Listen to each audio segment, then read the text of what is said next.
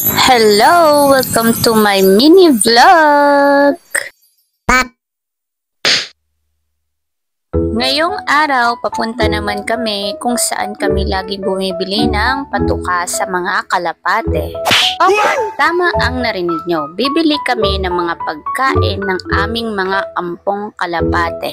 At eto na nga at nakarating na kami dito sa bilihan. Dito nga namin binibili ang lahat ng mga kailangan ng aming mga kalapate. Dito nga pala kami laging bumibili kahit medyo malayo ay okay lang. Meron din pala sila ditong mga seeds na pwede pang tanim.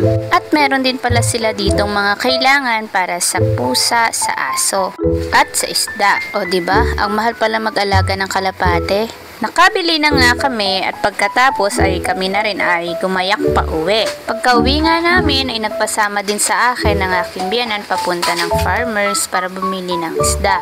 Kadalasan hapon talaga kami namimili kasi mas murang isda pag hapon. Marami sila dito yung mga murang tumpok-tumpok. Pwede na yan, pero syempre pag binili mo siya, kailangan lutuin mo agad. Hindi na siya pwede yung ilalagay mo pa sa ref para i-frozen.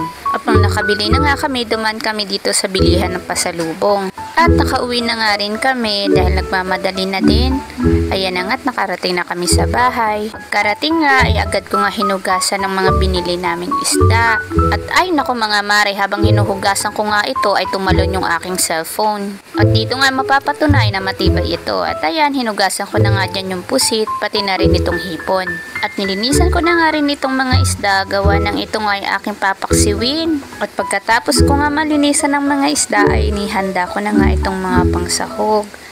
Ay nagayat nga lang ako dyan ng bawang, sibuyas, pati na rin luya.